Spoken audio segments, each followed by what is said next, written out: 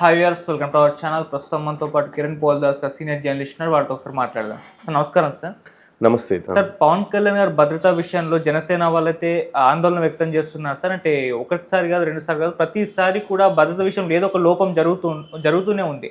నిన్న party office పైన drone ఎగిరేసారు ఒక 10 నుంచి 20 నిమిషాలు అని చెప్పేసి వాళ్ళు ఒక అలిగేషన్ వేసి కంప్లైంట్ కూడా చేస్తారు.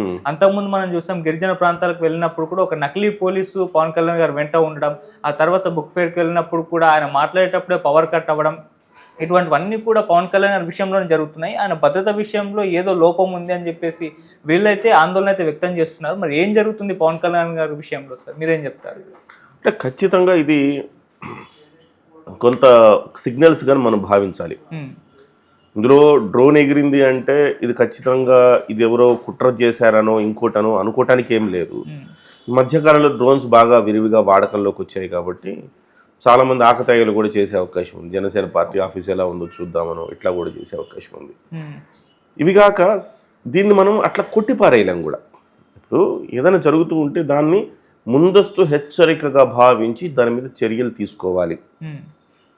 గతంలో 2019లో అధికారంలోకి వచ్చిన తర్వాత ఈ ప్రభుత్వం జగన్మోహన్ రెడ్డి గారి ప్రభుత్వం అధికారంలోకి వచ్చాక అక్టోబర్ ఆ ప్రాంతాల్లో దాదాపు వరుసగా 3 సార్లు 8 అంటే 3 రోజుల పాటు వివిధ తేదీల్లో అక్టోబర్లో దాదాపు 8 సార్లు ఏమో డ్రోన్ ఎగిరింది. ఎగిరినప్పుడు పదే కంప్లైంట్ కూడా చేశారు. సో భద్రతకు సంబంధించి కంప్లైంట్ చేశారు. కంప్లైంట్ చేసినప్పుడు కొంత అప్పుడున్న ప్రభుత్వం పట్టించుకోలేదు. పట్టించుకోకపోతే ఇక పవన్ కళ్యాణ్ తన సొంత భద్రతను పెంచుకున్నాడు. సో అప్పుడేదో ఒక కుట్ర జరుగుతోంది పవన్ కళ్యాణ్ మీద అనేది అంటే రెక్కి నిర్వహించే అవకాశం. ఆ తర్వాత హైదరాబాద్లో కూడా వాళ్ళ ఇంటి మీద ఒక రెక్కి నిర్వహించారు. మీరన్నట్టు ఈ మధ్య కాలంలో అంటే పవర్లో లేనప్పుడు పక్కన పెడితే పవర్లో ఉన్నప్పుడు కూడా ఇలాంటి ఘటనలు జరుగుతున్నాయంటే ఇది కొంచెం ఆలోచించాల్సిన అంశం. ఆయనేమి ఇప్పుడు ఓన్లీ పార్టీ అధ్యక్షుడు మాత్రమే కాదు, ఈ ప్రభుత్వంలో భాగస్వామి, పైగా డిప్యూటీ చీఫ్ మినిస్టరు. సో ఈ మధ్య కాలంలో శాంతి భద్రతల అంశంలో కూడా ఆయన గట్టిగానే మాట్లాడారు. మీరు జడత్వం వదలాలి, మీరు పనిచేయాలని. ఇవన్నీ ఒక్కసారి మనం పరిగణలోకి తీసుకుంటే ఈ మధ్య కాలంలో అదే మీరు అన్నట్టుగా పవర్ పోవడం, అక్కడికి వెళ్ళినప్పుడు సంథింగ్ ఏదో జరిగేదానికి ముందు ఇవి ఒక సూచనలాగా మనం భావించాలి.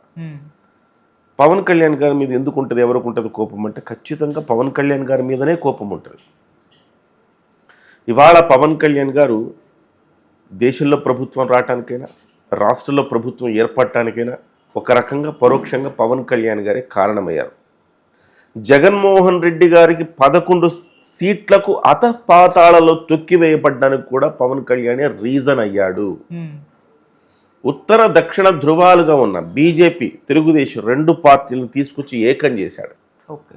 సో ఈ ఏకం చేయటం, ఓటు చీలనివ్వకుండా చేయటం అనేది ఒక స్ట్రాటజిక్గా పవన్ కళ్యాణ్ గారు అనుకుంటేనే సాధ్యమైంది అది. అందుకని ఇవాళ జగన్మోహన్ రెడ్డి గారు చతికిల పడ్డారు.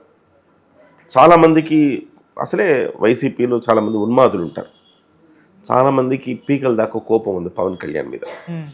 పైగా వైసీపీలో చాలామందికి ఏమనిపిస్తుందంటే తెలుగుదేశం పార్టీ అధ్యక్షుడు ప్రస్తుత ముఖ్యమంత్రి నారా చంద్రబాబు నాయుడు గారికి వయసు మీద పడుతోంది. ఆయన తర్వాత ఆ పార్టీలో అంత వ్యూహాలు, అంత చాణక్యత ప్రదర్శించే అవకాశం ఆయన తనయుడు అయిన లోకేష్ బాబు గారికి ఉండదు. కాబట్టి అంత సమర్థత ఉండదు. కాబట్టి ఖచ్చితంగా తెలుగుదేశం పార్టీ వీక్ అవుతుంది.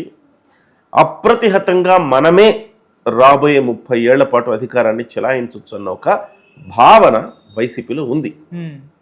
కానీ ఉన్నట్టుండి పెద్దగా లెక్కలో లేనట్టుగా ఉండి పరిగణలోకి మనం పవన్ కళ్యాణ్ గురించి మనం మాట్లాడడం ఏంటి, ఆయనకు అంత స్థాయి ఎక్కడుంది అనుకునే రేంజ్ నుంచి ఇవాళ చెప్పి అతపాతాలను తొక్కేశాడు పవన్ కళ్యాణ్.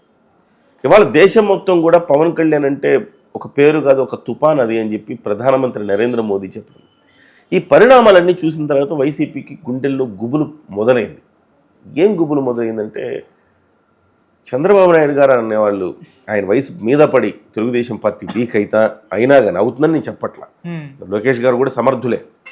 అంటే వాళ్ళ ఉద్దేశం ఒకవేళ అలా అయినా కానీ నెక్స్ట్ వెంటనే మనకి పవన్ కళ్యాణ్ అనే రూపంలో మనకి పెద్ద ప్రమాదం పొంచి ఉంది. పవన్ కళ్యాణ్ చాలా యంగ్. జగన్మోహన్ రెడ్డి ఒకటంటే 10 అంటాడు పవన్ కళ్యాణ్. అవును. సో జగన్మోహన్ రెడ్డి కంటే 4 ఆకులు ఎక్కువే చదివాడు. అంటే చదువులే కదా నేను చెప్తాను, రాజకీయాల్లో రాజకీయ వ్యూహాలు, చతురత ఈ మధ్య కాలంలో చాలా మంది కాన్ఫిడెన్స్ వచ్చింది. మొదటి నుంచి ఏమంటూ వచ్చాడు, వ్యూహాలు నాకు వదిలేయండి, నేను చూసుకుంటా, పని చేయండి అని చెప్తూ వచ్చాడు. నిజంగా ఆయన వ్యూహాలు ఇవాళ 100% స్ట్రైక్ రేట్ సాధించాడు ఆయన. సో ఇవన్నీ చూసుకుంటే పవన్ కళ్యాణ్ అనేవాడు ఆషామాషిగా లేడు, ఖచ్చితంగా మనకి థ్రెట్టే. మనం రాబోయే 30 జగన్మోహన్ రెడ్డి ప్రసాద్ అనేవాడు కదండి 30 ఏళ్ల పాటు అధికారంలోకి ఉంటానని. సో రాబోయే 30 ఏళ్ల పాటు అధికారంలో ఉండాలి అంటే పవన్ కళ్యాణ్ అనే వ్యక్తి మనకు అడ్డంకిగా మారతాడు అని ఆ రకమైన దుగ్ధ, కోపం, కసి, శత్రుత్వం పవన్ కళ్యాణ్ గారి మీద ఆ సెక్టర్ పెట్టుకుంది.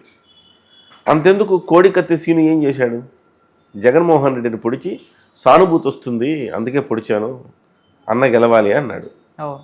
సో వాళ్ళ ఫ్యాన్ ఫాలోయింగ్ ఎట్టుంటుందో చెప్తున్నా, అంత ఉన్మాదులు ఉంటారు. తను వాళ్ళ నాయకుడు గెలవాలని వాళ్ళ నాయకుడినే గాయపరిచారు. సినిమాలు చూసి అట్ట తయారయ్యారు. అలాంటి వాళ్ళు ఎదుటి వ్యక్తి మీద దాడి చేయరని నమ్మకం ఏంటి? కాబట్టి ఇవన్నీ పరిగణలోకి తీసుకుంటే ఇప్పటికే కొంత భద్రత పెంచినట్టుంది ఈ మధ్యకాలంలో పవన్ కళ్యాణ్ గారికి. భద్రత పెంచితే సరిపోదు, దానికి తగ్గట్టుగా నిఘా కూడా ఉండాలి. సో ఇంటెలిజెన్స్ వర్గాలు ఏం చేస్తారో నాకు తెలియట్లా. ఒక డ్రోన్ ఎగిరిందంటే ఆ డ్రోన్ ఎవరు ఎగిరేసారు ఏంటి తెలుసుకోవడం పెద్ద కష్టం కాదు. పైగా 3 కిలోమీటర్ల దూరం నుంచి ఆపరేట్ చేశారట. ఇవన్నీ తెలుసుకోవాల్సిన అవసరం ఉంది డెఫినెట్గా. ఇంకా మనం ఒక మాట మాట్లాడుకోవాలంటే రాబోయే కాలంలో తెలుగుదేశానికి, వైసీపీకి రెండింటికి పవన్ కళ్యాణ్ శత్రువే. ఇప్పటికే పవన్ కళ్యాణ్ గారు గత 6 నెలలుగా ఒక అగ్రెసివ్గా వెళుతూ ఉండడాన్ని తెలుగుదేశంలో ఒక వర్గం జీర్ణించుకోలేకపోతుంది. జీర్ణించుకోలేక కొత్త ప్రచారాలు తెరదీస్తున్నారు. పవన్ కళ్యాణ్ ఎదిగిపోతున్నాడని అక్కసుతో వ్యవహరిస్తున్నారు. డిప్యూటీ సీఎంగా లొకేషన్ చేయాలని అంటున్నారు. అంటే ఇవాళ స్వపక్షంలో కూడా ఆయనకి వ్యతిరేకత, శత్రువులు తయారవుతున్నారు. కాబట్టి పవన్ కళ్యాణ్ అనే వ్యక్తి కేవలం జనసేన పార్టీ అధినేత కాదు, ఈ సమాజపు ఆస్తి. ఈ సమాజం బాగుండాలంటే ఒక మంచి రాజకీయ నాయకుడు ఉండాలి, మంచి రాజకీయం ఉండాలి అంటే పవన్ కళ్యాణ్ ఉండాలి. పవన్ కళ్యాణ్ కాపాడుకోవాల్సిన బాధ్యత కేవలం పోలీసులదే కాదు, ప్రజలది కూడా అంటాను నేను.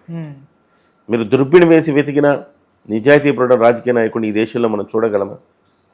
అలాంటి నాయకుడు పవన్ కళ్యాణ్ గారు మాత్రమే. అలాంటి నాయకుడిని కాపాడుకోవాల్సిన బాధ్యత ప్రతి ఒక్కళ్ళ మీద ఉంది. సమాజానికి ఆయన గొప్ప ఆస్తి, రేపటి భవిష్యత్తుకు ఆయన దిక్సూచి.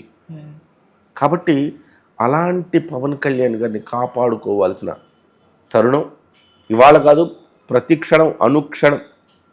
రాష్ట్రం బాగుండాలి, రాష్ట్రానికి మంచి భవిష్యత్తు ఉండాలంటే ప్రతి ఒక్కళ్ళు ఆయనకు కవచంలా తయారవ్వాల్సిన అవసరం ఉంది. ముఖ్యంగా ఎస్పెషల్లీ జన సైనికులు. సో ఎలాగూ ప్రభుత్వాలు కుట్రలు చేస్తూనే ఉంటాయి. అంటే ఏ ప్రభుత్వమైనా దాంట్లో కల్ప్రిట్స్ ఉంటానే ఉంటారు. ఆ కల్ప్రిట్స్ ఏదో ఒకటి చేస్తారు. కాబట్టి నేనేమంటానంటే స్వీయ భద్రత కూడా చాలా ఇంపార్టెంట్. దీని మీద టెక్నికల్గా కూడా పవన్ కళ్యాణ్ టీం సుశిక్షితులైన వాళ్ళని పెట్టుకోవాల్సిన అవసరం ఉంది. సో డ్రోన్ కనిపించిందంటే వెంటనే అమెరికా లాంటి దేశాల్లో, ఇతర దేశాల్లో అయితే చాలా పెద్ద నేరం. ఇప్పుడు ఒట్టిగా డ్రోన్ ఎగిరిందండి. అక్టోబర్లో లాస్ట్ 5 ఏళ్ల క్రితం అక్టోబర్లో డ్రోన్లు ఎగిరినప్పుడు దాని మీద చర్యలు తీసుకోరు. ఈ ప్రభుత్వం మీదే కదా, వెంటనే చర్యలు తీసుకుంటే ఎవరు ఆకతాయిలపైన లేకపోతే నిజంగా ఎవరైనా, ఎందుకంటే జూలైలో కేంద్ర నిఘా వర్గాలు హెచ్చరించాయి పవన్ కళ్యాణ్కి థ్రెట్ ఉంది అని. మరి ఆ నేపథ్యంలో ప్రతిదీ మనం అనుమానపు కోణంలో చూడాల్సిందే కదా.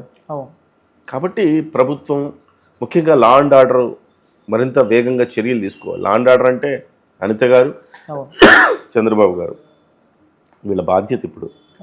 సో లేదంటే అనుమానం లేనిపోయిన అనుమానానికి తావిచ్చినట్టయితే. అనిత గారి పైన కూడా సార్ అసంతృప్తి అయితే వ్యక్తం చేస్తున్నారు జనసేన వాళ్ళు. అంటే అంత పట్టించుకోవడం లేదా భద్రత గురించి అన్న డ్రోన్లో కొంత ఆమెకు అంత శక్తి ఎక్కడుంది చెప్పండి.